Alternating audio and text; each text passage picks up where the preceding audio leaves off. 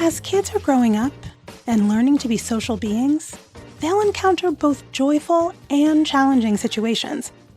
Some kids long to have more friends, or maybe don't know how to extricate themselves from a friendship that isn't working anymore. There will be misunderstandings and hurt feelings right alongside super fun and warm and fuzzy kid-to-kid interactions. Sometimes your child is a kid that all the kids in class fight to sit next to. Or maybe they're the child on the periphery who doesn't quite know how to join in. All of this is just normal kid stuff, but things can become more complicated and more serious when bullying is involved. On today's episode, I'm giving tips for helping your child when they're being bullied. Welcome back to Project Parenthood. I'm your host, Dr. Nanika Coor, clinical psychologist and respectful parenting therapist. Each week, I'll help you repair and deepen your parent-child connection, increase self-compassion and cooperation from your kids, and cultivate joy, peace, and resilience in your relationship with them. These days, bullying is no longer confined to the schoolyard and sleepovers. Bullying also shows up in text messages, on social media, and in the shadows of online anonymity. And its impact is profound, leaving scars that can run a whole lot deeper than scraped knees and bruised egos. But when you're equipped with some knowledge, empathy, and a toolkit of actionable strategies, you can intervene in ways that'll help to bully-proof your kiddo. So let's talk about what bullying is and isn't. In its positive form, teasing and playful banter fosters closer relationships and connections, and usually takes place between buddies. Because we all have an innate human desire to be a part of a group, teasing can be a good-natured way of enforcing social rules or navigating awkward situations. It can help kids learn to take constructive criticism, or help kids understand that you can poke fun at one another and still maintain a mutually respectful friendship. Playful teasing is characterized by its lightheartedness and the intention to bring people closer together. But even though the teaser may have harmless intentions, a child who isn't in a playful mood or has trouble reading social cues might feel they're being teased in a hurtful way. The thing about teasing, though, is that because the intention is to connect, it usually stops right away if it's unwanted. For example, if Jessie becomes angry when Sam teases Jessie about their crush, Sam apologizes and stops teasing. When a child won't stop teasing after being asked to, they're veering closer to bullying. Unlike teasing between buddies, bullying is relationally damaging. Bullying is defined as a pattern of unwanted and aggressive behavior that involves a real or perceived power imbalance. The power differential may be one of strength, popularity, or access to embarrassing information that a bully might use to intentionally harm or control another child. And we're talking more than just mean words or pushing someone around once or twice. It's a repeated pattern of hurtful, verbal, spoken or written, physical, or social behavior that makes the other child feel afraid, embarrassed, or alone, which can have serious long-term consequences for all of the children involved. So, how can you know if your child is at risk of being the target of bullying? From city streets to rural towns, kids can be vulnerable to bullying for different reasons. Groups like LGBTQ youth, those with disabilities, and anyone feeling socially isolated might face higher risks depending on the local environment.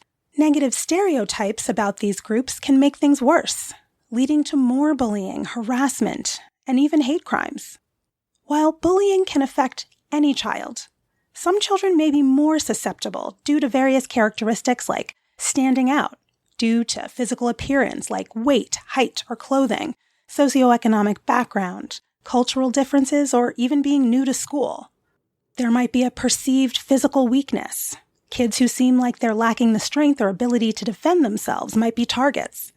Maybe your child has some emotional struggles. Children with depression, anxiety, or low self-esteem may be seen as easier targets or emit vulnerability cues that attract bullies. Limited social connections can be an issue. Having few friends or being unpopular can increase isolation, and make it harder for a child to seek help or support if they are being bullied. And then there are social difficulties. Kids who struggle with social interactions or whose underlying challenges or unmet needs lead them to come off as annoying, provocative, or attention-seeking through negative behavior. But keep in mind that these are all just some potential risk factors. Not every child who exhibits one or more of them will be bullied. So what are some signs that your child could be experiencing bullying? While bullying often leaves visible scars, not every child wears them openly. Some signs might be subtle, but your observant eye can ultimately be your child's lifeline. Here are some potential hints that something might be wrong. You might see physical shifts, like unexplained bruises, scratches, or torn clothing. Missing or damaged belongings like books, phones, or toys. Or sudden physical complaints like headaches, stomach aches, or even feigned illness. Maybe you'll see changes in routine, like altered eating patterns or skipping meals or overeating. Maybe your child will have trouble sleeping or frequent nightmares. You might notice your child's declining grades or a loss of interest in schoolwork or school avoidance or refusal. There may be some social withdrawal you'll notice, like they're pulling away from their friends or their favorite activities. They're avoiding social situations or seeming withdrawn, or they're having difficulty making and keeping friends. And lastly, you might see some emotional indicators, like feelings of helplessness, hopelessness, or low self-esteem, or outbursts of anger, or changes in mood. Even self-destructive thoughts or behaviors like running away, self-harm, or suicidal talk. Remember, though, that these are just potential clues and not a guaranteed checklist. Every child reacts differently to bullying, and the absence of these signs doesn't rule bullying out. Bullying really takes a toll on kids. Bullying can cause damage to a child's well-being that reaches far into adulthood, and the impact isn't limited to emotional hardship. It's really a multifaceted assault on a child's physical, social, academic, and mental health. The emotional damages can include depression and anxiety. Your child might have overwhelming feelings of sadness, fear, and worthlessness. Maybe even isolation and loneliness. This might look like your child withdrawing from social circles, feeling unwanted and ostracized. You might see a loss of interest. Activities that your child once loved lose their appeal, leaving a sense of apathy and emptiness. Physical manifestations might look like health complaints. The chronic stress of bullying can lead to sleep disturbances, changes in appetite, and unexplained aches and pains, like we talked about before. And then there's that problem of self-harm in a desperate attempt to cope with the unbearable pain of ongoing bullying.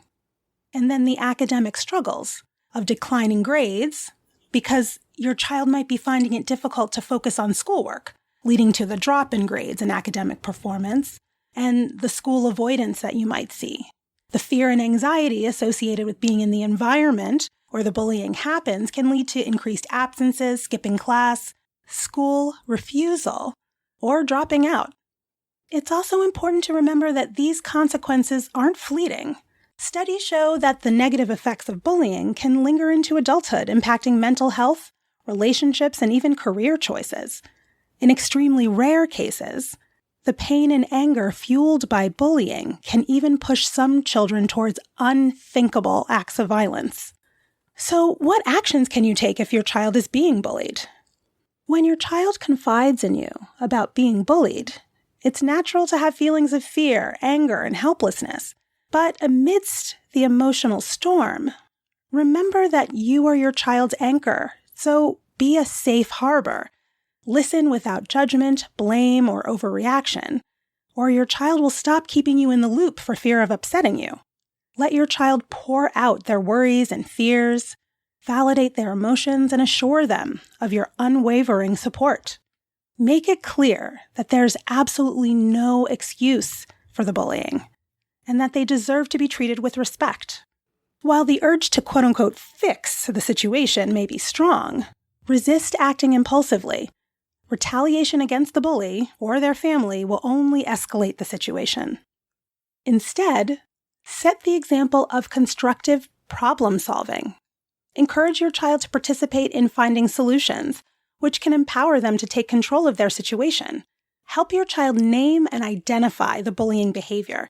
This gives them the language to articulate their experience and assert their right to be treated with dignity. Guide your child in developing strategies to handle the bully, like being calm, unflustered, firm, and assertive while telling the bully to stop, or ignoring taunts and removing themselves from the situation. Remind your child that they don't need to stay silent if the bullying continues. They can report it to a trusted adult at school or at home. This can be done in person or even anonymously through a written note. Your child needs to know that seeking help is not a sign of weakness, but a display of strength and acknowledging their right to feel safe. Practice these strategies through role-playing to build their confidence and preparedness. And don't forget to involve the school, if that's where the bullying is happening, in addressing the issue. Collaborate with teachers, administrators, coaches, or other adults in charge to develop a plan to stop the bullying and ensure your child's safety. Also, remember that you're not in this alone. In addition to getting your child the help they need, seek your own emotional support from your partner, family, trusted friends, or mental health professionals. Sharing your feelings and experiences with those you trust can ease the burden and offer valuable advice. While overcoming bullying may be a gradual process, it doesn't have to be insurmountable. By cultivating an environment of empathy, protective support, and open communication, you can equip your child with the tools they need to rise above adversity and forge healthy, resilient relationships. That's all for today's episode of Project Parenthood. Thanks for listening, and I hope you found this helpful. Be sure to join me live on Instagram at BKParents, that's BKParents, on Monday, January 29 at 12:45 p.m. for my monthly Ask Dr. Coor, and get your questions answered in real time.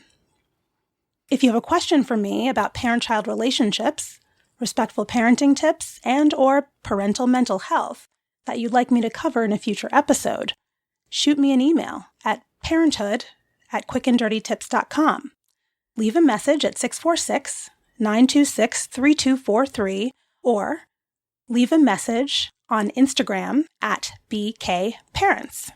And you can learn about my private practice working with parents living in New York State at www.brooklynparenttherapy.com. Catch you next week. Project Parenthood is a Quick and Dirty Tips podcast. It's audio engineered by Dan Firebend. Our podcast and advertising operations specialist is Morgan Christensen. Our digital operations specialist is Holly Hutchings. And our marketing and publicity associate is Davina Tomlin. See you next week.